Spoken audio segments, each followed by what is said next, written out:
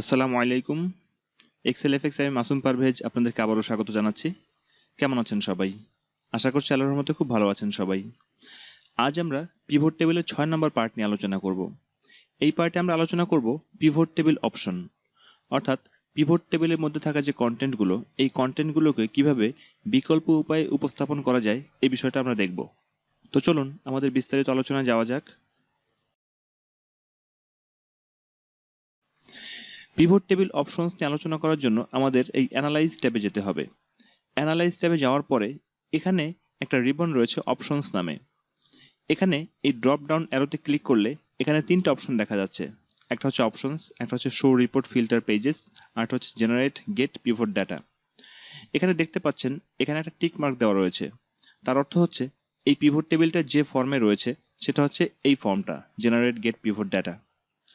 এখন আমরা এই অপশনসের কাজ শুরু করার আগে আমরা একটু দেখতে চাই শো রিপোর্ট ফিল্টার পেজেস। এখানে রিপোর্ট ফিল্টার কোনটা? রিপোর্ট ফিল্টার হচ্ছে আমাদের এই সেকেন্ড কোয়াড্র্যান্ট, অর্থাৎ সেকেন্ড কোয়াড্র্যান্টে যেই ফিল্ডগুলো রয়েছে, আমরা যদি এই ফিল্ডের মধ্যকার কন্টেন্ট অনুসারে প্রত্যেকটা আলাদা আলাদা শিট করতে চাই, তাহলে আমাদের এখানে শো রিপোর্ট ফিল্টার পেজেসে যেতে হবে। তবে আমরা তার আগে একটু দেখে আসি যে আমাদের এখানে যে দুটো ফিল্ড রয়েছে, যেমন একটা ইয়ার্স একটা কোয়ার্টার্স, এই ইয়ার্সের মধ্যে রয়েছে 2016 এবং 17। আর আমরা যেখান থেকে পিভট টেবিলটা লেখা শুরু করেছি 1/11/2016 ওই ডেটটা রয়েছে, এবং যেখানে আমরা শেষ করেছিলাম অর্থাৎ লাস্ট দিনের ডেটাটা সেই ডেটটা রয়েছে এখানে। আর এখানে কোয়ার্টার, এটার মধ্যে রয়েছে চারটা কোয়ার্টার, কোয়ার্টার 1, 2, 3, 4। আর এর আগে রয়েছে স্টার্টিং ডেট এবং পরে রয়েছে আমাদের এন্ডিং ডেট। এখন আমরা যদি চাই যে এই কোয়ার্টার অনুসারে প্রত্যেকটা আলাদা আলাদা শিট তৈরি করব, তাহলে কিভাবে তৈরি করতে হবে? সেটার জন্য আমাদের এই অপশনটা ব্যবহার করতে হবে, শো রিপোর্ট ফিল্টার পেজেস। যখন এটাতে আমরা ক্লিক করব তখন এখানে একটা কোয়ার্টার্স এবং একটা ইয়ার্স দুটো অপশন চলে আসছে। এখন আমরা যেহেতু চাই কোয়ার্টারের অনুসারে আলাদা আলাদা শিট জেনারেট করার জন্য, কাজেই এখানে আমাদের কোয়ার্টার সিলেক্ট করতে হবে। কোয়ার্টার সিলেক্ট করার পরে তারপর যদি আমরা ওকে করি, তাহলে দেখুন এখানে আমাদের শিটগুলা তৈরি হয়ে গিয়েছে। দেখুন এখানে আমাদের প্রথম যে কোয়ার্টারের মধ্যে যে ভ্যালুটা ছিল সেই ভ্যালুটা এটা ফার্স্ট কোয়ার্টার, এটা সেকেন্ড কোয়ার্টার, এটা থার্ড কোয়ার্টার, এটা ফোর্থ কোয়ার্টার, আর এটা হচ্ছে লাস্ট ডেটাটা, অর্থাৎ লাস্ট ডেট যেটা সেটা।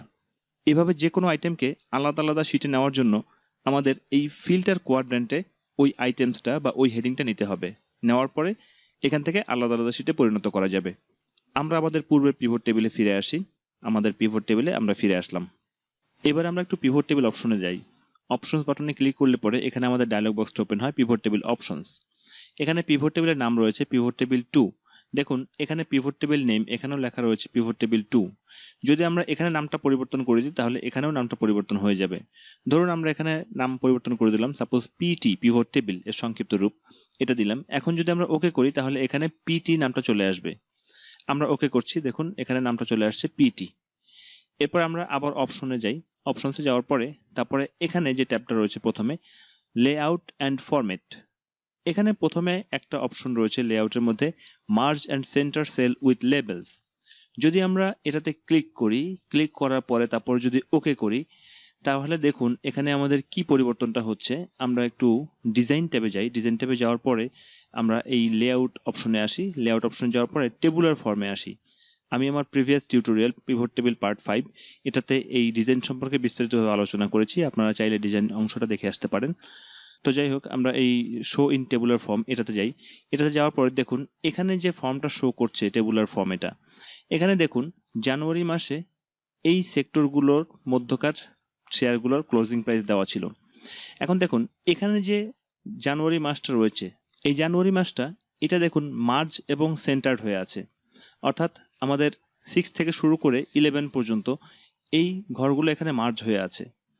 আমরা আবার একটু অ্যানালাইজ ট্যাবে যাই। অ্যানালাইজ ট্যাবে যাওয়ার পর তারপর অপশনসে আসি। অপশনসে আসার পরে তারপর যদি আমরা এটাকে আনচেক করে দিই, তারপর যদি ওকে করি, তাহলে দেখুন এখানে আর মার্জ থাকছে না। এখানে প্রত্যেকটা সেল আলাদা আলাদাভাবে থাকছে এবং সেখানে কোনো মার্জ নেই এবং সেটা সেন্টার্ডও নয়। আমরা আবার একটু কম্প্যাক্ট ফর্মে যাই। কম্প্যাক্ট ফর্মে যাওয়ার জন্য এখানে আমাদের ডিজাইন ট্যাবে যেতে হবে। ডিজাইন ট্যাবে যাওয়ার পরে তারপরে এখানে রয়েছে রিপোর্ট লেআউট, এটাতে ক্লিক করলে শো ইন কম্প্যাক্ট ফর্ম। আমরা কম্প্যাক্ট ফর্মে চলে আসলাম। এবারে দেখুন জানুয়ারি মাসের মধ্যে সেক্টরগুলো শো করছে।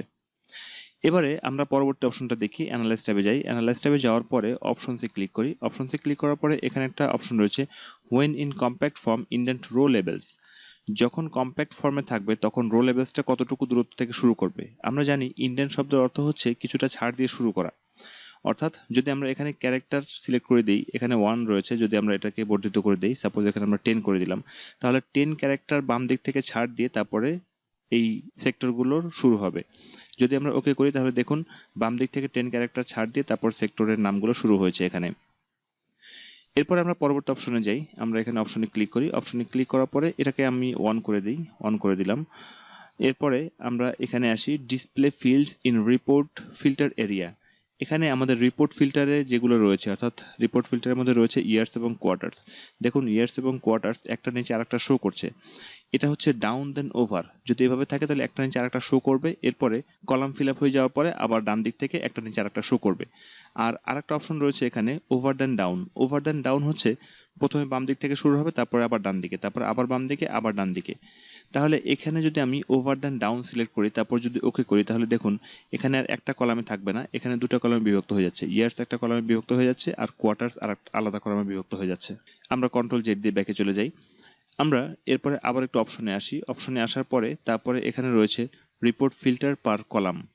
এখানে দেখুন যদি আমি এখানে 1 সিলেক্ট করে দেই তাহলে প্রত্যেকটা কলামে একটা মাত্র রিপোর্ট ফিল্টার থাকবে। এখানে দেখুন এ কলামে দুটো রিপোর্ট ফিল্টার রয়েছে, কিন্তু যদি 1 সিলেক্ট করে দিই তাহলে এখানে আমাদের একটা কলামে একটা রিপোর্ট ফিল্টার শো করবে। ওকে দিই, তাহলে দেখুন এখানে এক একটা কলামে এক একটা রিপোর্ট ফিল্টার শো করছে।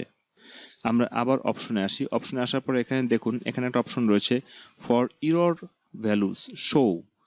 যদি ইরর ভ্যালু হয় তাহলে এখানে কিরকম শো করবে। আমরা এখানে কোনো ইরর ভ্যালু রাখিনি, যে কারণে আমরা এখানে ইরর ভ্যালুর ক্ষেত্রে কেমন শো করবে সেটা দেখাতে পারছি না। তবে আমরা আমাদের ডাটা টেবিলটা একটু চেঞ্জ করে দিয়ে আসি। আমরা এখানে ডাটা শিটে যাই, ডাটা শিটে যাওয়ার পরে আমরা এখান থেকে একটা ভ্যালুকে ইরর করে দিয়ে আসি। আমরা এখানে 3টে ভ্যালুকে ইরর করে দিলাম। এরপরে আমরা আবার পিভট টেবিলে ফিরে আসি। পিভট টেবিলে আসার পরে যদি আমরা এখানে অ্যানালাইজ ট্যাবে যাই, অ্যানালাইজ ট্যাবে যাওয়ার পরে এখানে রিফ্রেশ নামে একটা অপশন রয়েছে, যদি আমরা রিফ্রেশে ক্লিক করি তাহলে দেখুন আমরা যে ভ্যালুগুলোকে ইরর করে দিয়েছিলাম অ্যাপোলো ইস্পাত, ডেস্কো আর একটা ফুয়াং ফুড, এই 3টে ভ্যালুকে আমরা ইরর করে দিয়েছিলাম বিধায় জানুয়ারি মাসে, যে কারণে এখানে NA শো করছে, ইরর শো করছে। এবারে আমরা এই অপশনে আসি, অপশনে আসার পরে তারপরে এখানে যে বিষয়টা রয়েছে সেটা হচ্ছে যে ফর ইরর ভ্যালু শোজ, যদি আমরা এটাকে চেক মার্ক করে দিই তারপরে এখানে আমরা একটা টেক্সট লিখতে পারবো। সেই টেক্সটটা হচ্ছে এমন যে যে সমস্ত জায়গায় ইরর থাকবে সে সমস্ত জায়গায় এই টেক্সটটা শো করবে, যে টেক্সটটা আমরা এখানে লিখে দেবো। ধরুন এখানে আমরা লিখলাম ইরর, তাহলে ইরর লিখলে পরে তারপর যদি ওকে করি তাহলে এখানে নট অ্যাভেলেবল যে সমস্ত জায়গায় আছে এই সমস্ত জায়গায় NA না শো করে এখানে ইরর লেখাটা শো করবে। আমরা ওকে করলাম, দেখুন এখানে সমস্ত জায়গায় ইরর লেখাটা শো করছে। এরূপ যত জায়গায় ইরর থাকবে যদি আমরা ওটাকে রিপ্লেস করে দিই তাহলে সেই ক্ষেত্রে প্রত্যেকটা জায়গায় যে টেক্সটটা আমি লিখে দেবো সেই টেক্সটটাই এখানে শো করবে। আবার এখানে একটা অপশন রয়েছে ফর এমটি সেলস শো, যদি এমটি হয় সেলগুলো, ধরুন এখানে দেখুন অনেকগুলো সেল এমটি রয়েছে, এই সেলগুলোতে এমটি হলে কি শো করবে এখানে আমরা সেটা সিলেক্ট করে দিতে পারি বা সেটা লিখে দিতে পারি। ধরুন এখানে এমটি হলে এখানে লেখা আসবে এমটি, এমটি লেখা আসবে। যদি আমরা এভাবে এমটি লিখে তারপর যদি ওকে করি তাহলে যত এমটি সেল আছে ততগুলো এমটি সেলের জায়গায় এমটি শব্দটা লেখা আসছে। আমরা কন্ট্রোল জেড দিয়ে ব্যাকে চলে আসি, ব্যাকে চলে আসার পরে এরপরে আমরা আবার একটু পিভট টেবিলে যাই, পিভট টেবিলে যাওয়ার পরে এরপরে অ্যানালাইজ অপশনে যাই, এখানে যাওয়ার পরে তারপরে অপশন, এখানে যাওয়ার পরে তারপরে এরপরের অপশনটা রয়েছে autofit column wide on update, অর্থাৎ যখন আপডেট হবে ভ্যালুগুলো তখন কলাম ওয়াইডটা যেন অটোফিট হয়, এই অপশনটা চেকমার্ক করা থাকলে অটোফিট হয়ে যাবে। আর যদি এই অপশনটা চেকমার্ক করা না থাকে তাহলে কলাম ওয়াইড অটোফিট হবে না। যেমন ধরুন আমরা এটাকে ক্যান্সেল করে দিলাম, ক্যান্সেল করে দেওয়ার পর আমরা একটু ডাটা শিটে যাই, ডাটা শিটে যাওয়ার পরে আমরা জানুয়ারি মাসের কোনো একটা ভ্যালুকে বর্ধিত করে দিই। ধরুন এখানে ডেস্কোর এই ভ্যালুটাকে আমি একটু বর্ধিত করে দিলাম, ধরুন এখানে আমি একটু দীর্ঘ লিখি, এটাকে 10 লক্ষ টাকা লিখে দিলাম, তারপরে এন্টার করি। এরপরে যদি পিভট টেবিলে আসি তাহলে দেখুন এখানে ডেস্কোতে 10 লক্ষ টাকা শো করছে না। যদি আমরা এই অ্যানালাইসিসে আসি, আসার পরে তারপর রিফ্রেশ করি তাহলে এখানে দেখুন এই ভ্যালুটা বেড়ে গিয়েছে এবং সাথে সাথে এখানে কলাম ওয়াইডটাও বৃদ্ধি পেয়েছে। আমরা কন্ট্রোল জেড দিয়ে ব্যাকে চলে যাই, ব্যাকে চলে যাওয়ার পরে আবার একটু পিভট টেবিলে আসি, পিভট টেবিলে আসার পরে তারপরে এখানে অ্যানালাইজ ট্যাবে যাই, এখানে যাওয়ার পরে তারপরে অপশনে আসি, অপশনে আসার পরে যদি এই auto fit column wide on update এটা চেকমার্ক করা না থাকে, তারপর যদি ওকে করে দিই, এমত অবস্থায় যদি আমরা ডাটা শিটে আসি, ডাটা শিটে আসার পরে এখানে যদি আমরা 10 লক্ষ টাকা লিখে দিই, 10 লক্ষ টাকা লিখে দিলাম, তারপরে এন্টার করলাম, এরপরে পিভট টেবিলে যাই, পিভট টেবিলে যাওয়ার পরে তারপরে অ্যানালাইসে যাওয়ার পরে তারপরে যদি রিফ্রেশ করি, দেখুন এখানে আমাদের ডেস্কোর যে ভ্যালুটা আছে সেই ভ্যালুটা এখানে সবগুলো হ্যাশ চিহ্ন শো করছে, কোনো ভ্যালু শো করছে না। এর কারণ হচ্ছে এখানে কলাম ওয়াইডটা পর্যাপ্ত পরিমাণ নেই, যে কারণে এখানে সবগুলো হ্যাশ চিহ্ন শো করছে। সুতরাং এই অপশনের মধ্যে এখানে যে চেক বক্সটা রয়েছে যদি এটাকে চেক করে দেই, তারপর যদি ওকে করি, এরপরে দেখুন এটা অটোফিট হয়ে গিয়েছে। এরপরে আমরা পরবর্তী অপশনটা দেখি, অপশনে যাই, অপশনে যাওয়ার পরে preserve cell formatting on update, অর্থাৎ যখন আপডেট করা হবে তখন সেল ফরম্যাটিংটা যেন ঠিক থাকে, যদি এখানে চেক মার্ক করা থাকে তাহলে সেল ফরম্যাটিংটা ঠিক থাকবে, আর যদি চেক মার্ক না করা থাকে তাহলে সেল ফরম্যাটিংটা ঠিক থাকবে না। যেমন ধরুন এখানে চেক মার্ক থাকা অবস্থায় যদি আমরা ওকে করি, এরপরে যদি আমরা এখানে এই অংশটুকুকে ফরম্যাট করি, ধরুন এই অংশটুকুকে আমি রেড মার্ক করে দিলাম, হোমে যাই, হোমে যাওয়ার পরে ফন্ট কালারটা রেড করে দিলাম, রেড করে দেওয়ার পরে এরপর আবার অ্যানালাইজে আসি, অ্যানালাইজে আসার পর তারপর যদি রিফ্রেশ দেই তাহলে এটা রেডি থেকে যাচ্ছে। আমরা একটু কন্ট্রোল জেড দিয়ে ব্যাকে চলে আসি। এবারে দেখুন যদি আমরা অপশন ট্যাবে যাই, অপশন ট্যাবে যাওয়ার পরে যদি এখানে preserve cell formatting on update এটাকে যদি আনচেক করে দেই, এমত অবস্থায় যদি ওকে করি, আর এই অবস্থায় যদি আমরা ফন্ট এর কালারটা পরিবর্তন করে দিই, ধরুন এখানে রেড করে দিলাম, আর এরপরে অ্যানালাইসিসে যাওয়ার পরে তারপর যদি রিফ্রেশ করে দেই তাহলে দেখুন এখানে রেড কালার থাকছে না, পূর্বের ফন্টটাই চলে আসছে, অর্থাৎ ব্ল্যাক চলে আসছে। তাহলে বোঝা গেল যে যদি এই অপশনটা চেকমার্ক করা থাকে preserve cell formatting on update, তাহলে প্রত্যেকবার ফরম্যাটিং আপডেট করার পরে রিফ্রেশ দিলেও ফরম্যাটিংটা লাস্ট আপডেট যেটা ছিল সেটাই থাকবে, আর যদি চেকমার্ক করা না থাকে তাহলে প্রিভিয়াস যে অবস্থা ছিল সেই অবস্থাটাই আবার ব্যাকে চলে আসবে। এই গেল পিভট টেবিল অপশনের মধ্যকার লেআউট অ্যান্ড ফরম্যাট এই ট্যাবের মধ্যকার বিষয়বস্তু। এরপর আমরা দেখব পিভট টেবিলের মধ্যকার টোটালস অ্যান্ড ফিল্টার্স এই ট্যাবের মধ্যকার বিষয়বস্তু। আমরা এটাতে ক্লিক করলাম, ক্লিক করার পরে এখানে একটা অপশন দেখুন show grand total for rose, show grand totals for column. দেখুন আমাদের এই টেবিলটার শেষে একটা গ্র্যান্ড টোটাল শো করছে, এখানে একটা গ্র্যান্ড টোটাল শো করছে, এবং এই টেবিলটার সর্বশেষে নিচে আর একটা গ্র্যান্ড টোটাল শো করছে। এখন এই পাশে যে গ্র্যান্ড টোটালটা রয়েছে এই গ্র্যান্ড টোটালটা হচ্ছে এই রো লেভেলের গ্র্যান্ড টোটাল, অর্থাৎ ডেট এবং সেক্টর এদের গ্র্যান্ড টোটাল হচ্ছে এই ডান পাশের গ্র্যান্ড টোটালটা, আর নিচে যে গ্র্যান্ড টোটালটা রয়েছে এই গ্র্যান্ড টোটালটা হচ্ছে এই কোম্পানিগুলোর গ্র্যান্ড টোটাল, অর্থাৎ কলাম লেভেলের গ্র্যান্ড টোটাল।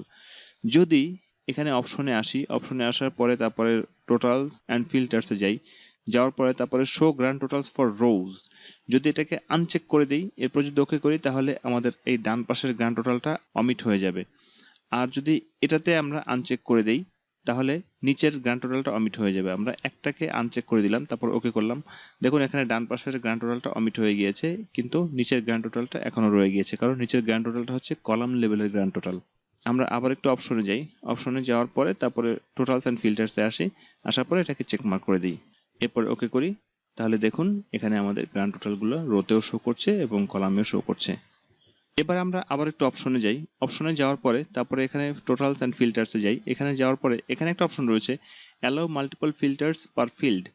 যদি এটা আনচেক করা থাকে তারপর যদি ওকে করি, এমত অবস্থায় দেখুন যদি ফিল্টার করতে হয় আমরা এখান থেকে কোনো একটা ফিল্টার করি, ধরুন এখান থেকে কলাম লেভেলের এটা ফিল্টার করলাম, এখানে প্রথমে লেভেল ফিল্টার করলাম, লেভেল ফিল্টার আমি এখানে শুরু করলাম বিগিন উইথ, এটা যদি আমি আর দিয়ে শুরু করি তার মানে আর দ্বারা যতগুলো কোম্পানির নাম শুরু হয়েছে ততগুলো ফিল্টারিং হবে। আমরা ওকে করলাম, দেখুন আর দিয়ে আর ডি ফুড এবং আর এন স্পিন শুরু হয়েছে বিধায় এখানে আর ডি ফুড এবং আর এন স্পিন শো করছে।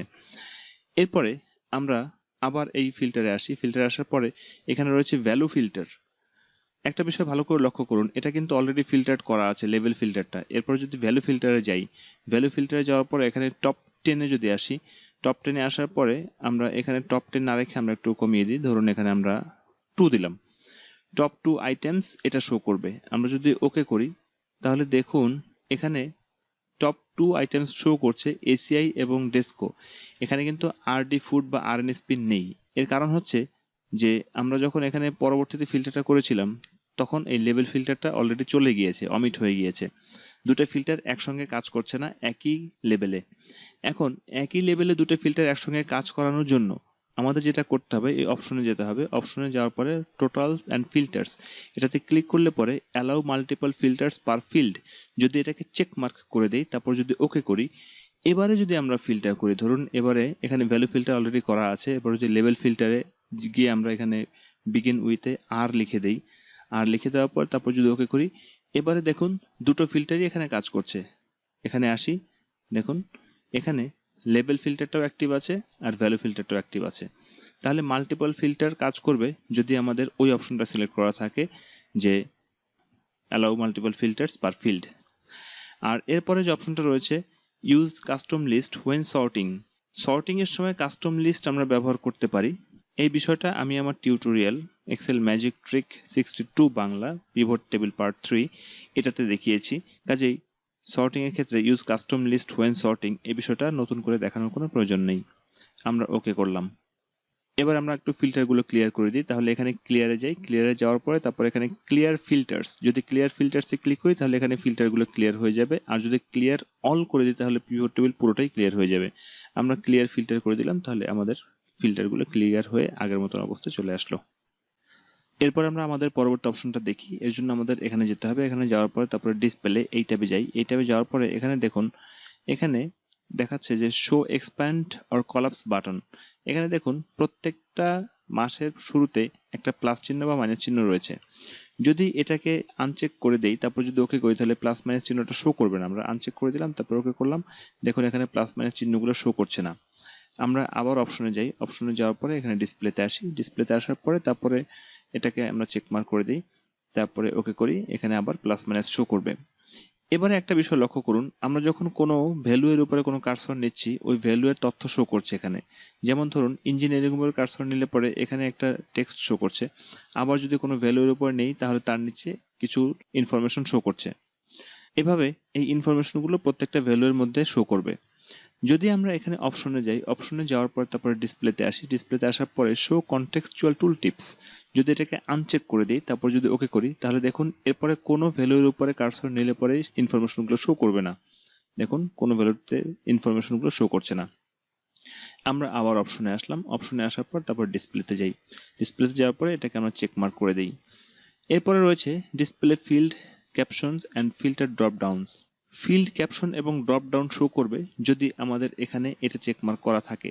আমরা এটাকে যদি আনচেক করে দিই, তারপর যদি ওকে করি, তাহলে দেখুন এখানে ফিল্ড ক্যাপশনগুলো এবং এখানে যে ড্রপ ডাউনগুলো ছিল সেই ড্রপ ডাউনগুলো এখানে শো করছে না। আমরা আবার অপশনে যাই। অপশনে যাওয়ার পরে ডিসপ্লেতে আসি। ডিসপ্লেতে আসার পরে তারপর এটাকে চেকমার্ক করে দিলাম।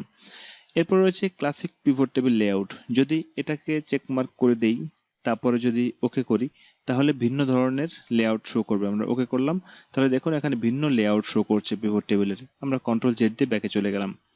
তারপর আবার অপশনে আসি। অপশনে আসার পরে এরপর ডিসপ্লেতে আসি। ডিসপ্লেতে আসার পরে তারপরে দেখুন নিচে রয়েছে field list, sort A to Z আর sort in data source order. তাহলে দেখুন এখানে ফিল্ড লিস্টে যে ডাটাগুলো রয়েছে, দেখুন প্রথমে ডেট, তারপর নেম অফ দ্য কোম্পানি, তারপর ক্লোজিং প্রাইস। যদি এখানে এ টু জেড সিলেক্ট করা থাকে, তারপর যদি ওকে দেই, তাহলে এখানে ফিল্ড লিস্টগুলো অ্যালফাবেটিক সর্টিং হয়ে যাবে। আবার যদি আমরা অপশনে আসি, অপশনে আসার পরে তারপর ডিসপ্লেতে যাই। ডিসপ্লেতে যাওয়ার পরে যদি sort in data source order এটাতে ক্লিক করার পরে তারপর যদি ওকে করি, তাহলে ফিল্ড লিস্টগুলো ডাটা সোর্সটাতে যেভাবে করা আছে ঠিক সেভাবে এখানে সজ্জিত অবস্থায় রয়েছে। তো এই গেল অপশনের মধ্যকার ডিসপ্লে ট্যাবের মধ্যকার কাজগুলো।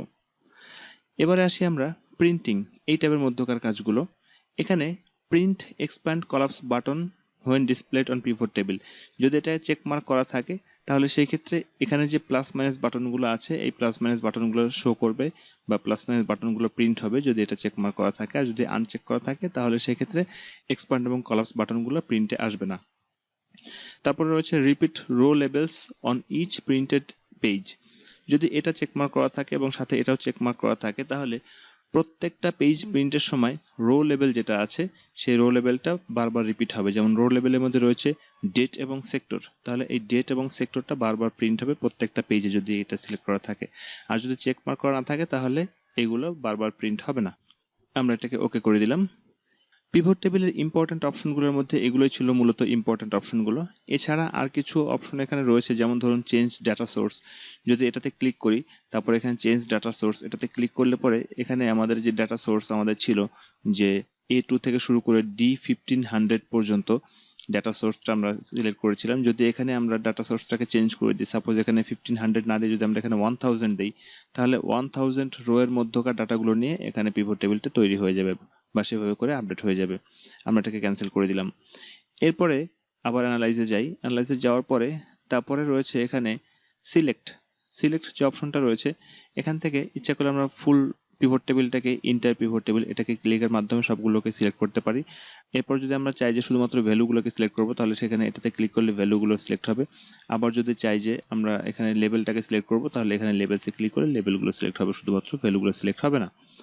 আমরা এনেবল সিলেকশন এটাতে ক্লিক করলাম, তাহলে সেক্ষেত্রে আমাদের আগের অবস্থায় চলে আসলো। এরপর আরেকটা অপশন রয়েছে মুভ পিভট টেবিল। যদি এটাতে ক্লিক করি, তাহলে এখানে দেখুন আমাদের পিভট টেবিলটা যদি আমরা অন্য কোনো জায়গায় মুভ করতে চাই, এক্সিস্টিং ওয়ার্কশিটে অথবা নিউ কোনো ওয়ার্কশিটে যদি মুভ করাতে চাই, তাহলে এখানে নিউ ওয়ার্কশিটে ক্লিক করার পর তারপর যদি ওকে করি, তাহলে নিউ কোনো ওয়ার্কশিটে এই পিভট টেবিলটা মুভ হয়ে যাবে। ধরুন আমি ওকে করলাম, তাহলে দেখুন এখানে পিভট টেবিলটা নতুন একটা ওয়ার্কশিটে মুভ হয়ে গিয়েছে, যেটার নাম হচ্ছে শিট 8। এখানে এই পিভট টেবিলটা মুভ হয়েছে। তো পিভট টেবিলের মধ্যে এই সমস্ত বিষয়গুলো বা এই সমস্ত অপশনগুলো অন্তর্ভুক্ত ছিল। আশা করছি এই সমস্ত অপশনগুলো আপনারা খুব ভালোভাবে বুঝতে পেরেছেন। তো পিভট টেবিল অপশন নিয়ে আমার টিউটোরিয়ালটি এই পর্যন্ত। যদি আমার টিউটোরিয়ালটি আপনাদের ভালো লাগে, তাহলে আমার টিউটোরিয়ালটি আপনারা আপনাদের বন্ধু বান্ধবদের সাথে শেয়ার করবেন এবং আমার জন্য দোয়া করবেন যেন আমি আরো সুন্দর সুন্দর টিউটোরিয়াল আপনাদেরকে উপহার দিতে পারি। আপনাদের সবাইকে শুভেচ্ছা এবং আপনাদের সবার সুস্বাস্থ্য কামনা করে আমি আমার টিউটোরিয়ালটি এখানে শেষ করছি। আসসালামু আলাইকুম ওয়া রাহমাতুল্লাহি ওয়া বারাকাতুহু।